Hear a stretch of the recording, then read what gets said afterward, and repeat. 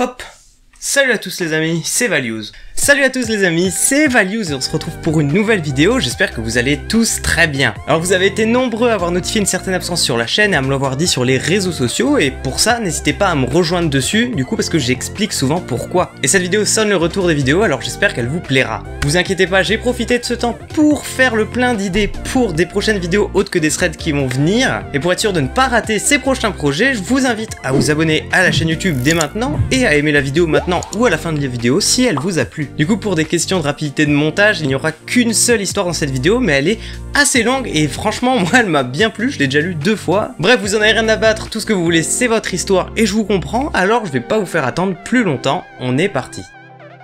Cette histoire est arrivée à Damien il y a environ 2 ans alors qu'il était à l'université pour préparer son diplôme en biologie. Il avait la vingtaine et il avait l'avantage d'aimer vraiment ce qu'il faisait dans ses études, c'est pour ça qu'il s'y consacrait à fond. Un jour, le département d'écologie de sa fac avait besoin de volontaires pour aller récolter des échantillons, alors il s'est naturellement inscrit pour y aller. Ça consistait donc tout simplement à faire une sorte de trail dans la nature et à récolter des échantillons du sol, des arbres, de mousse, en respectant la liste que les étudiants d'écologie leur avaient fournie. Ils avaient donc naturellement besoin de spécialistes de la biologie pour les aider à compléter ces échantillons. La zone dans laquelle son groupe devait prélever les échantillons était à plusieurs heures de leur université. Et ce groupe était composé de 9 personnes, à savoir 8 étudiants et un professeur qui supervisait l'opération. Ils sont partis le vendredi en fin d'après-midi après les cours et sont donc naturellement arrivés assez tard dans la soirée. Heureusement pour eux, ils n'ont pas besoin d'aller à la chasse, un des étudiants a gentiment ramené une casserole remplie de soupe aux pois cassés. Il en avait pris assez pour tout le monde, mais Damien il aime pas trop ça la soupe aux pois cassés, il dit qu'il est plus du genre gros cheeseburger. Et il a alors décliné l'offre, ainsi qu'un autre étudiant et le professeur. Comme quoi il montre pas toujours l'exemple. Ils vont se coucher et passer une bonne nuit de sommeil, mais le lendemain matin, Damien se rend compte qu'il a fait le bon choix car tous les étudiants ayant mangé la soupe sont désormais malades, incapables de bouger du lit. Je vous passe les détails, mais en gros ils se sont chopés une bonne grosse intoxication alimentaire qui les empêchait totalement d'aller faire le trail prévu toute la journée. Comme la collecte devait se dérouler sur environ 8-9 heures de marche, le prof avait décidé qu'il n'y aurait que des binômes et lui qui serait tout seul de son côté, mais qu'il fallait absolument revenir avant la tombée de la nuit, mais il s'est vite rendu compte que ça allait pas être possible. Le prof leur a alors donné une seule consigne, c'est de faire au mieux le travail qu'il pouvait tant qu'il le faisait en sécurité. C'est donc tôt ce matin que Damien est parti pour une longue journée de randonnée. Après environ 1 km, il aperçut le ruisseau qu'il devait suivre pour récolter ses échantillons. Mais il va pas s'arrêter là car il va devoir continuer à le suivre sur 6 km, s'arrêtant environ tous les 250 mètres pour récupérer des échantillons du sol et de l'eau. Ça veut dire que niveau timing, il était assez rush pour pouvoir rentrer avant la nuit. Et très vite, au milieu de la journée, il se rend compte qu'il va pas pouvoir y arriver. Il a quand même parcouru 3 km avant de ne s'arrêter pour faire sa pause repas. Il a donc trouvé une souche sur laquelle s'asseoir et trouvé le décor plutôt paisible, assez sympa, c'était calme, enfin, jusqu'à ce qu'il remarque une odeur de cigarette. Mais ça ne sentait ni la cigarette froide, ni une cigarette standard que l'on fumerait. Il y avait comme une odeur de moisi derrière cette odeur de cigarette. Il regarde alors partout autour de lui, mais se rend compte qu'il n'y a personne.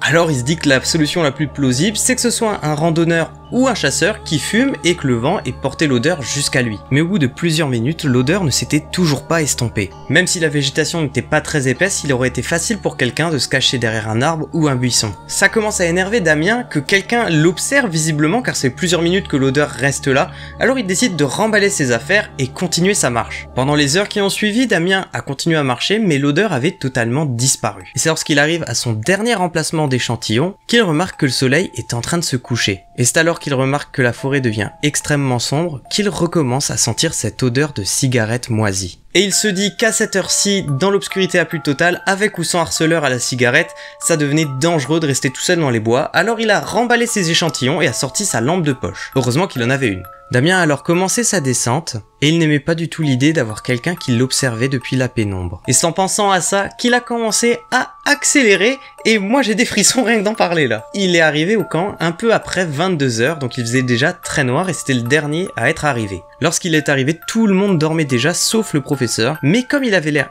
extrêmement fatigué, il n'a pas voulu lui parler de l'odeur de cigarette. Ils se sont alors tous les deux glissés vers leur tente pour essayer de dormir un peu. Mais à un moment, pendant cette nuit, Damien se réveille car il a une envie pressante. Ils avaient un camping-car avec des toilettes, mais il n'avait pas vraiment envie d'aller les utiliser car il sait que d'autres étudiants pourraient en avoir besoin à cause de l'intoxication alimentaire. Il décide donc d'aller s'aventurer dans la forêt un peu plus loin pour aller faire son affaire. Après avoir marché une centaine de pas dans les bois sombres, il s'est caché derrière un arbre et a fait ce qu'il avait à faire. Mais lorsqu'il était en chemin pour revenir vers le camp, quelque chose a attiré son attention. Au loin, quelque part dans les bois, il apercevait une minuscule lueur rouge. Il s'arrête donc pour l'analyser pendant quelques instants et remarque qu'elle s'intensifie de temps en temps. Cette lumière s'estompait, se déplaçait et recommençait à scintiller comme les braises d'une cigarette. Et c'est au moment où il a réalisé ça qu'il s'est senti en danger, mais ne comprenait pas pourquoi quelqu'un resterait là à surveiller le camp. En tout cas, il pense qu'il y avait peu de chances qu'il l'ait vu se déplacer en dehors du camp,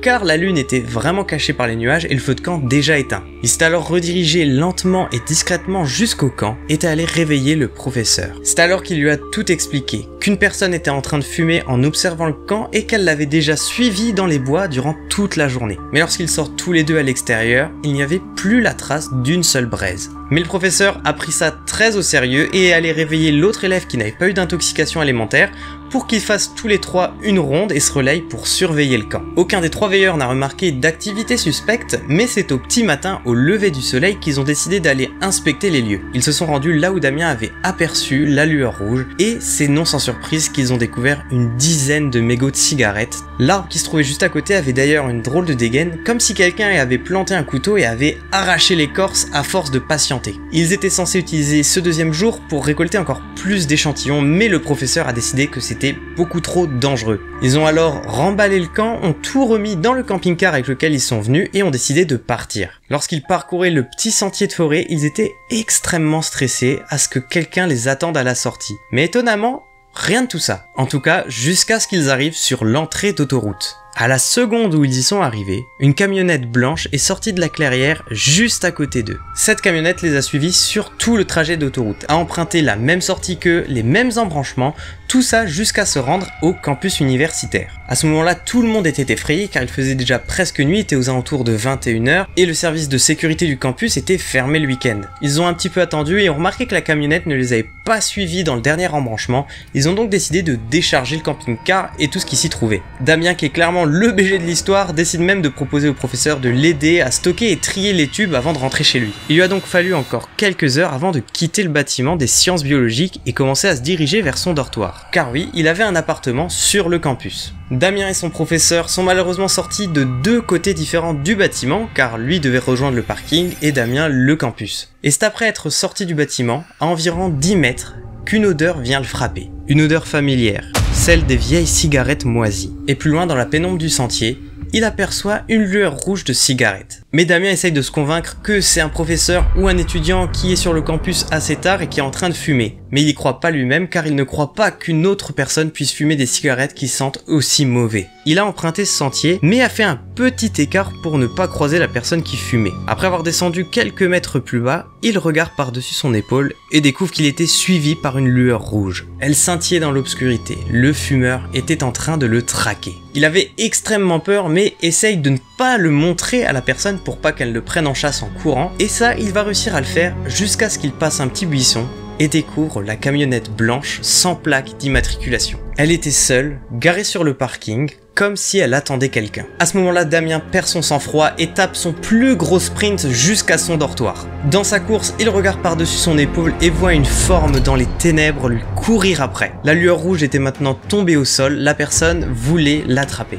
Lorsqu'il arrive à la porte, il entend quelqu'un courir de la direction de la camionnette pour essayer de le prendre à revers. Et pour ouvrir la porte, c'est un système de carte magnétique, et sauf que ça marche pas tout le temps, alors il agite frénétiquement sa carte devant, mais la porte refuse de s'ouvrir. Et comme dans un excellent film d'horreur, la porte bip, il l'ouvre et la referme derrière lui en tombant au sol. Il était alors là à observer la petite vitre de la porte et voit un visage avec une énorme barbe se pointer devant la porte. Une sorte de sourire étrange aux lèvres, avant de partir de l'autre côté. Damien se relève et observe par la fenêtre et voit la lueur d'un briquet s'allumer, une cigarette et la personne disparaît dans la pénombre. Lorsqu'il arrive dans sa chambre, il vérifie par sa fenêtre qui donne sur la même cour qu'il vient de traverser en courant, et il n'y avait ni la trace de camionnette, ni d'un homme qui fumait. Dans la semaine qui a suivi, Damien, il a réaperçu le professeur qui était parti avec eux, et lui dit qu'une personne l'avait pris en chasse avec une autre durant cette nuit-là. Mais le professeur a dit que tout ce qu'il pouvait faire, c'est alerter le service de sécurité pour qu'il fasse attention dès qu'il voit une camionnette blanche s'approcher du parking. Mais après ça, il n'y a plus aucune trace de camionnette blanche sur le campus,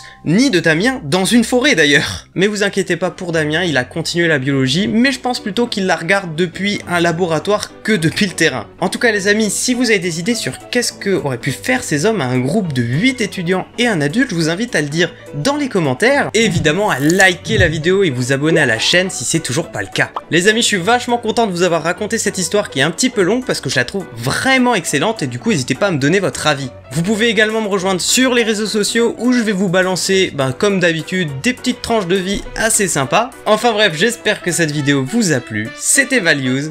Ciao.